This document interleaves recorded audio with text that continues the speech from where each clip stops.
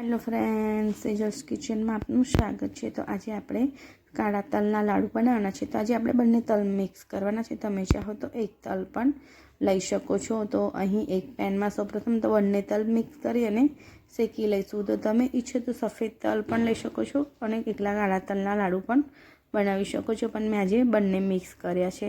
તો તલ ખાવાના ખૂબ જ સરસ એવા ફાયદા હોય છે। તો તલ આપણને તલમાં એન્ટીઓક્સિડન્ટ ખૂબ જ પ્રમાણમાં હોય છે, જે શરીરની ઘણી બીમારીઓ સામે આપણને લડતા શીખવાડે છે। અને તલમાં કેલ્શિયમ પણ હોય છે, જે આપણી હડ્ડીઓને પણ મજબૂત રાખે છે અને હેર માટે પણ ખૂબ જ ઉપયોગી હોય છે।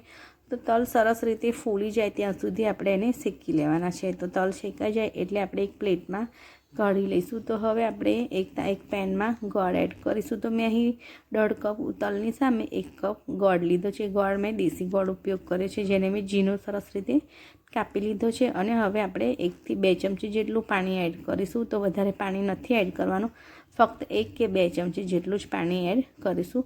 તો ગોળ સરસ રીતે મેલ્ટ થઈ ગયો છે, તમે જોઈ શકો છો। તો મિક્સ કરતા જઈશું અને ગોળને મેલ્ટ કરતા જઈશું।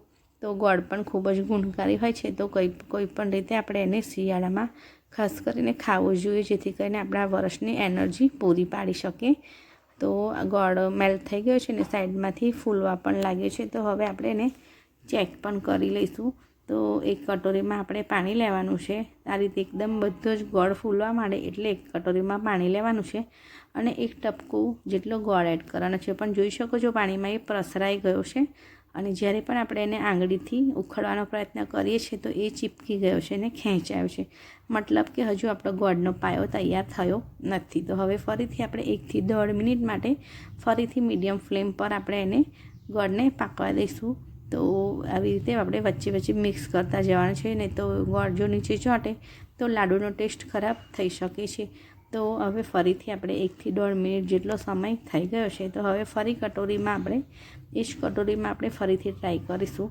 તો 2 થી 3 ટપકા પાડી લેવાના છે। તો જોઈ શકો છો આ ટાઈમે ટપકા બિલકુલ પ્રસર્યા નથી અને એકદમ સરસ ઉખડી પણ ગયા છે। અને આ ટાઈમે જો તમે એ ટપકાને પાણીમાં ફેંકશો કે કોઈ બહાર વાસણ પર ફેંકશો ને તો ફેંકવાનો અવાજ પણ આવશે, જેથી કરીને તમે કોઈ વસ્તુ ફેંકો એવી રીતનો અવાજ આવશે। તો મતલબ કે આપણો પાયો હવે થઈ ગયો છે। તો બસ આ ટાઈમે હવે આપણે અડધી ચમચી નહીં ચપટી જેટલો બેકિંગ સોડા એડ કરીશું। તો સોડાથી પાયાનો કલર એકદમ સરસ બને છે, એકદમ વ્હાઈટ, અને લાડુનો કલર પણ અને ટેસ્ટ પણ એકદમ સરસ થાય છે, માટે આપણે એક ચપટી જેટલો બેકિંગ સોડા નાખવાનો છે। તો સરસ થઈ ગયું છે। તો હવે આપણે જે શેકેલા તલ હતા એને પણ એડ કરી દઈશું। તો હવે આ ટાઈમે આપણે ખૂબ જ ઝડપથી પાયાની સાથે તલને મિક્સ કરવાના છે। તો આ ટાઈમે આપણે ખૂબ ઝડપી પ્રક્રિયા કરવાની છે અને સહેજ પણ અટકવાનું નથી, બધું જ સારી રીતે મિક્સ કરી લેવાનું છે અને જલ્દીથી મિક્સ કરી લેવાનું છે, નહીં તો ગોળ છે એ ઠરા લાગશે।